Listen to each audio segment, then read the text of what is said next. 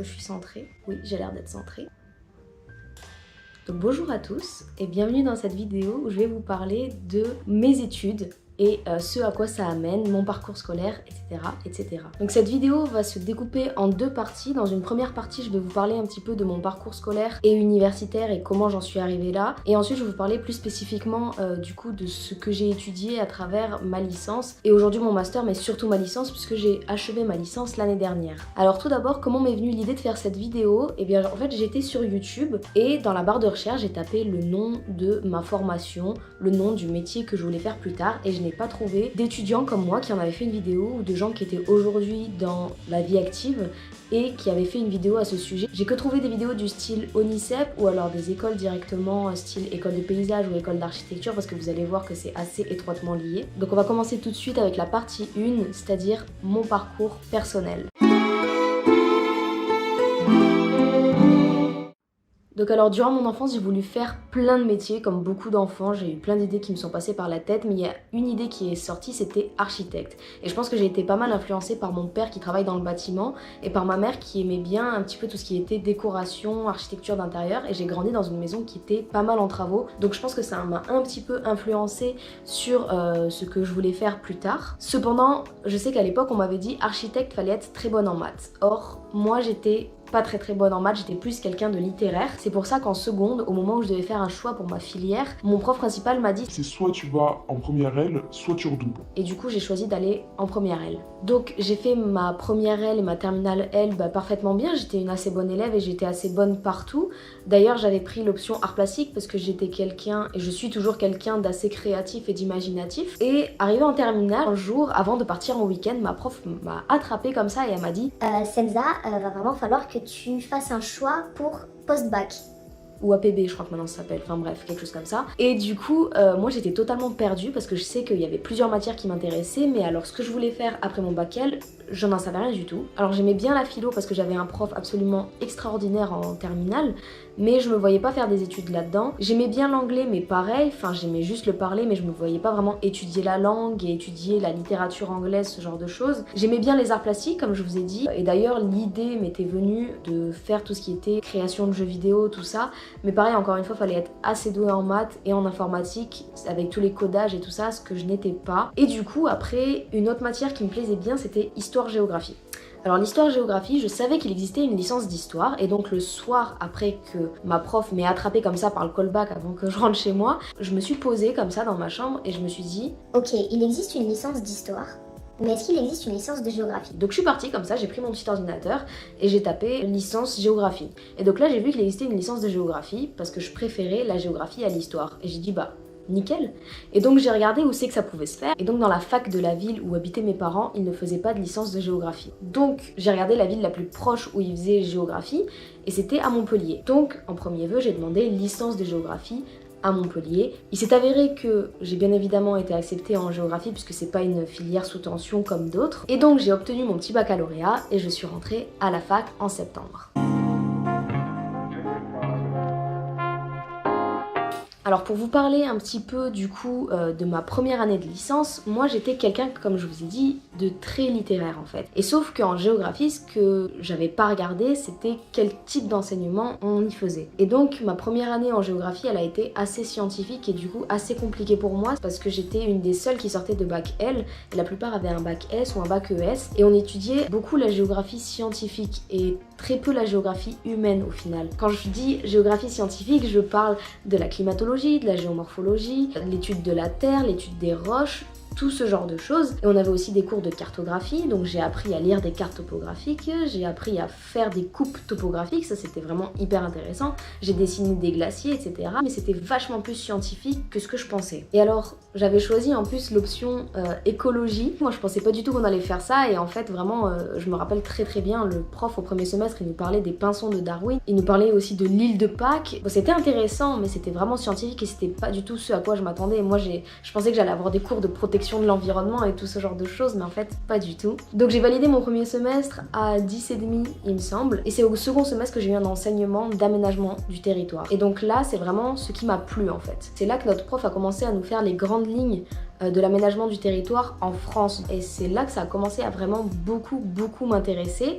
Et je me suis dit, ok, certes, le premier semestre, il n'a pas été très fastidieux parce qu'il y avait vraiment des enseignements qui te plaisaient pas, mais tu sais que c'est ça que tu aimes, et donc accroche-toi et valide pour pouvoir accéder vraiment à ce que tu aimes. Le second semestre, en totalité, puisque c'était encore très scientifique, j'ai validé à 9,5 il me semble, mais du coup il y a eu une compensation des 2 semestres qui a fait que j'ai validé au total à 10 et quelques ma première année en géographie, et je suis donc passée en deuxième année. Donc en deuxième année, c'était encore très général, mais on a approfondi encore plus ce qu'on avait appris en première année, et dont une matière qui était une option. Donc en fait, il y avait vraiment ceux qui voulaient s'orienter dans un parcours un peu plus scientifique et ceux qui avaient déjà une idée de s'orienter vers un parcours un petit peu plus aménagement du territoire et urbanisme. Et donc moi, j'ai pris l'option qui était aménagement du territoire et urbanisme, forcément.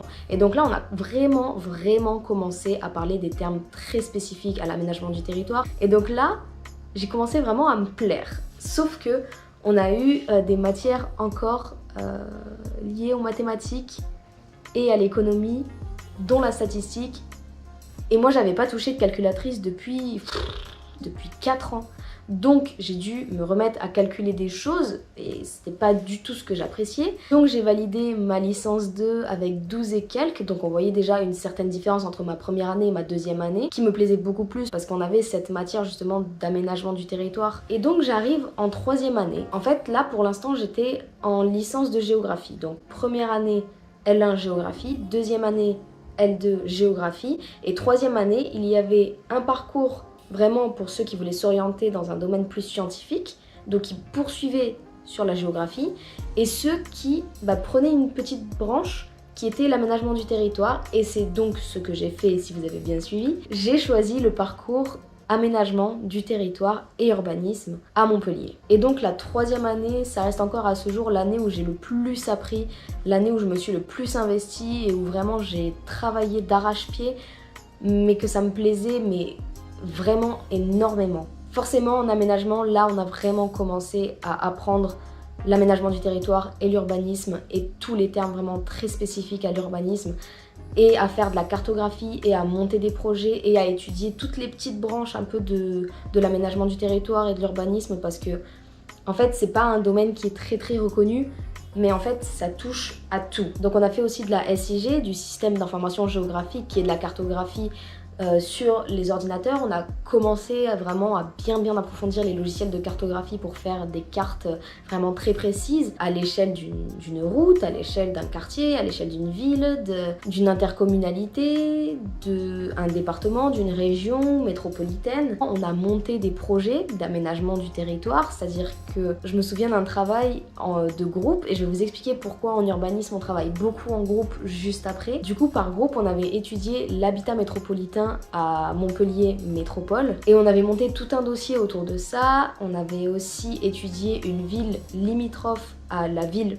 de Montpellier. Donc moi dans mon cas c'était Saint-Jean-de-Védas pour ceux qui connaissent. Avec les documents d'urbanisme on devait déceler un problème de la commune, et dans mon cas c'était la congestion liée à la forte présence de véhicules, notamment aux heures de pointe, parce que c'est une ville dortoir où les gens surtout dorment et vont travailler à Montpellier. Et en fait, j'avais vu qu'on se situait à peine à 2 km de Montpellier et qu'il n'y avait pas de piste cyclable entre les deux. Et du coup, j'ai étudié vraiment les reliefs du sol. Je suis allée faire des enquêtes auprès des habitants et leur proposer ce projet-là. Et voilà en fait, et du coup dans ma tête j'avais monté un projet de piste cyclable, du coup après j'avais dû faire des petits croquis, calculer à combien ça allait me revenir, etc. Donc vraiment des projets très concrets. Et donc j'ai validé ma troisième année avec presque 13 de moyenne, parce que je m'étais énormément investie et que ça me plaisait énormément. Et ensuite sont venues du coup les candidatures en master, où j'ai été acceptée à Bordeaux, et donc je suis actuellement en master 1 urbanisme, stratégie, projet et maîtrise d'ouvrage. Et on touche vraiment à tout au niveau de l'urbanisme en fait. Mais ça a été une année un petit peu bizarre avec les blocus, les gilets jaunes, le coronavirus, donc du coup j'ai pas trop envie d'en parler. On va maintenant passer à la partie 2 autour de la géographie et de l'urbanisme et de l'aménagement du territoire. En quoi ça consiste, quel est notre travail, sur quoi ça débouche, etc. Les études de géographie et surtout d'urbanisme sont très peu connues et reconnues, à tel point que quand on me demande ce que je fais comme étude et que je dis que je suis dans l'urbanisme, les gens soit me répondent « Ah, je connais pas ». Il y a un moustique là-bas là. Je crois que c'est lui qui m'a fait toute la nuit. J'ai 2 types de réponses, soit les gens me disent Ah ouais, je connais quelqu'un qui est là-dedans. ou Ah, en quoi ça consiste en fait? et moi j'ai la fâcheuse manie de répondre pour me débarrasser de cette question, construire les villes ou alors quelque chose qui se rapproche de l'architecture. Mais en fait c'est assez compliqué, il n'y a pas une définition qui est vraie.